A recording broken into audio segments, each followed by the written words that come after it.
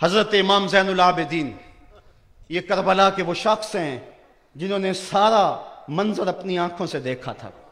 اتنے دکھ کسی کو نہیں پہنچے جتنے زینب اور زین العابدین کو پہنچے ہیں.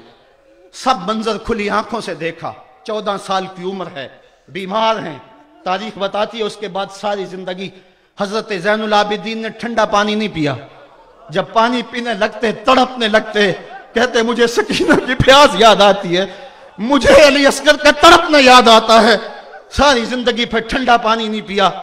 حضرت امام زین العابدین نے یہ سارا منظر کھلی آنکھوں کے ساتھ دیکھا تھا. اور پھر آپ نے دمشق کے بازاروں میں بھی اور کوفے کی گلیوں کے اندر بھی سروں کا یہ قافلہ اپنی قیادت کے اندر جو ہے وہ گزارا تھا. جب یزید کے دربار کے اندر حضرت امام زین العابدین پہنچے تو یزید نے پہلے تو جو ہے وہ دکھ کا اظہار کیا. بعض لوگ یہاں سے یزید کی بریت کا اعلان کرتے ہیں. یہاں کسی نے بڑی خوبصورت بات کہی کہ قاتل کی پشیمانی مقتول کی اہمیت کو تو بڑھا سکتی ہے لیکن اس کے دامن سے قتل کے داغ کو نہیں دھو سکتی. تو اس نے یہ سب کچھ کیا, یہ بس اس کے ٹسوے تھے جو وہ بہانے لگا. لیکن بعد میں اس نے حضرت امام حسین رضی اللہ تعالی عنہ کے دانتوں کے اوپر جو ہے وہ چھڑی مارنا شروع کر دی.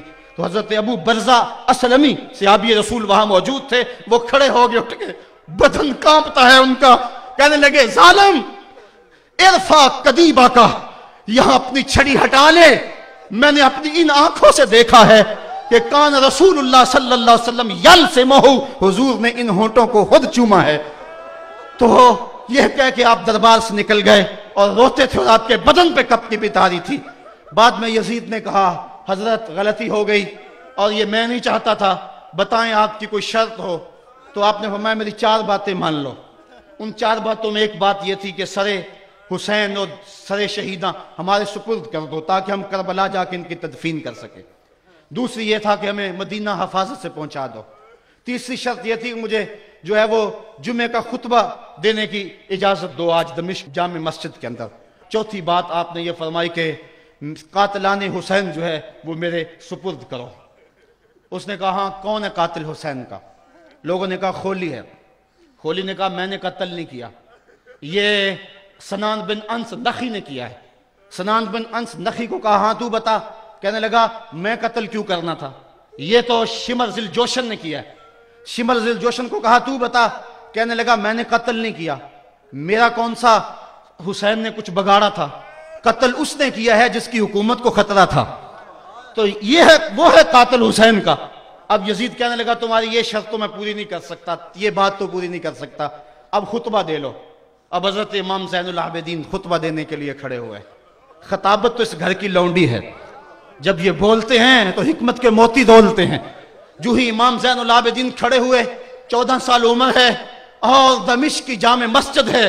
یزید بھی بیٹھا تھا, یعنی سلطنت بھی تھے, عوام کا بھی ہجوم تھا. جب آپ نے خطبہ شروع کیا لوگ زار و قطار رونے لگے, اور آپ نے اہل بیت کے مناقب جب لوگوں کے سامنے رکھے تو یزید گھبرا گیا کہ کہیں لوگ میرے گریبان تک نہ پہنچے. اس نے مؤذن کو اشارہ کیا جلدی جلدی اذان پڑھو. تو جب اس نے کہا اللہ اکبر اللہ اکبر, تو حضرت شہزادہ زین العابدین نے کہا کہ اس کے اندر کوئی شک نہیں کہ اللہ سب سے بڑا ہے.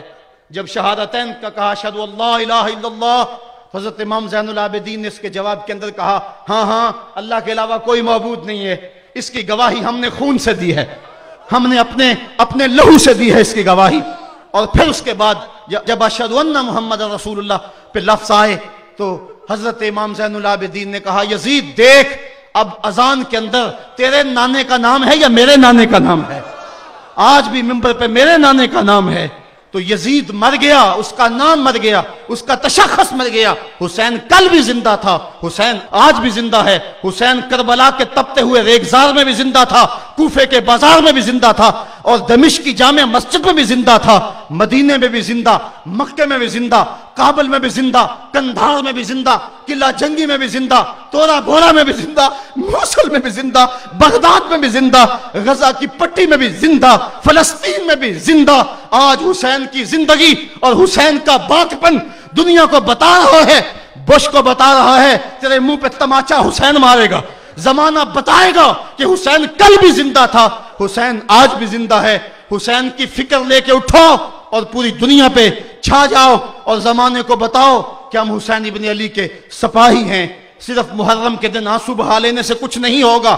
کیا صرف محرم حسین کا مہینہ ہے؟ نہیں، سب پورا سال حسین کا ہے، پوری زندگی حسین کی ہے، پورے زمانے حسین کے ہیں. یہ صرف عاشور کا دن یا عاشور کی شب ہی حسین کی نہیں، سارے زمانے حسین کے ہیں. کل بھی حسین کا تھا، آج بھی حسین کا ہے، کل بھی حسین کا ہوگا. آؤ اٹھیں، قرآن کو لے کر کے حسین ابن علی نیزے کی نوک پر بھی چڑھ کے قرآن سنایا، اور آج ہم اسی قرآن کی دعوت کو لے کر کے اٹھیں اور حسین ابن علی کے پیغام کو گھر گھر پہنچ